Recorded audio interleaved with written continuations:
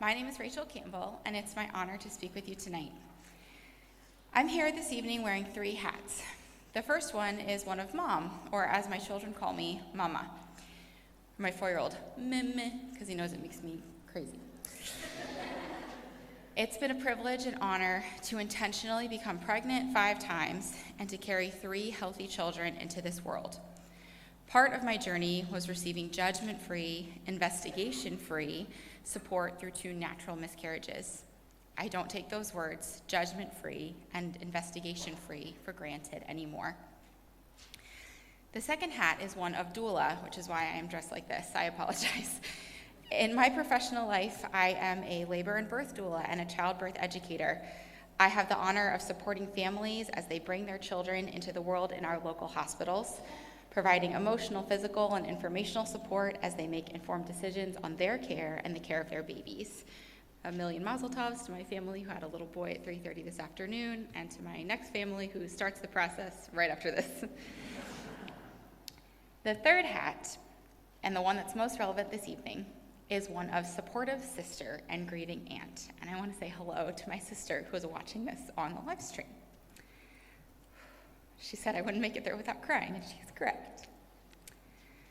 Last year, my sister and her husband conceived a baby, a daughter, and were excited about welcoming her to their family and for their son to become a big brother.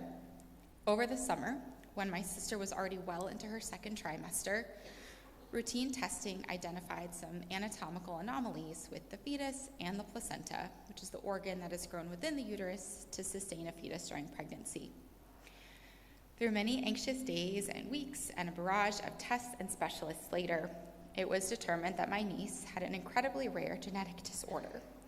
So rare, in fact, that there isn't even any credible information on what life might be like for infants born with this disorder. What was known was that this baby's life, should she even make it to term, would be difficult, full of immense obstacles and very likely short and painful. Every day my sister was still pregnant was also a further risk to not only her future fertility, but also her own health.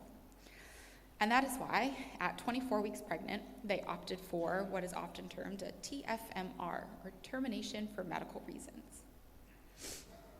Fortunately, if you can say that word in this story, my sister and her family live in Oregon, one of just 11 states with no restrictions on abortion, according to the Center for Reproductive Justice.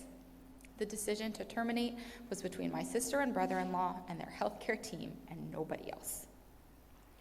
On August 23rd, 2024, they delivered their sweet Poppy and spent the night holding her and memorizing her little features, though imperfect, very beautiful.